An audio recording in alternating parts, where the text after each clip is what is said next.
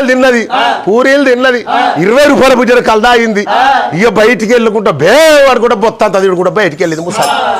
వాళ్ళ కళ్ళు మంచుకున్నది ఆయన అన్నదట ఆ బిడ్డ అడగకుండా మంచుకుని పాడుగారు అడిగేటల్ల కల్లా ఆ బిడ్డతో రవ్యమన్నది నీ కళ్ళు పాడగట్ల ఎట్టు పాడబడది బిడ్డ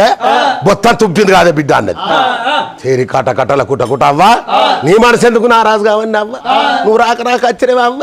నీ బాధ్యనే అవ్వ నువ్వు మనసు బాధపడద్దు దానికేం పర్వాలేదు బొత్త సల్లు బియ్యదు ఇంకో మంది ఉన్నది పట్టుకత్తనే అవ్వ అన్నది అయితే మళ్ళీ దుకాణం సరే దుకాణం సరే దగ్గర అది ఉంటుంది ఇది ఉంటుంది అన్ని ఉంటాయి బెల్ట్ షాపు ఇక ఆయనతో వాళ్ళు ఏం చేసేది బొడ్లకెళ్ళి ఆయన 100-150 పస్కను కూడా వీకింది పుస్కను అయితే పట్టుకొని పోయింది దుకాణం సైడ్ దగ్గర ఒకటి ఓసి కోటర్ పట్టుకొని వచ్చిందిరా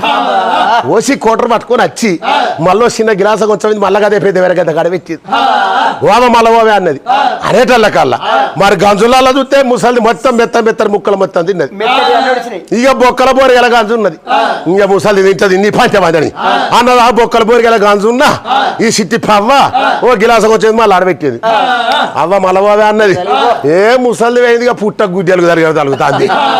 ఆ పెద్ద వేరే గద్ద కాడ కూర్చుండి ఆ సీసన్ గిట్ట గిట్ల గుద్దుతారు ఎందుకురా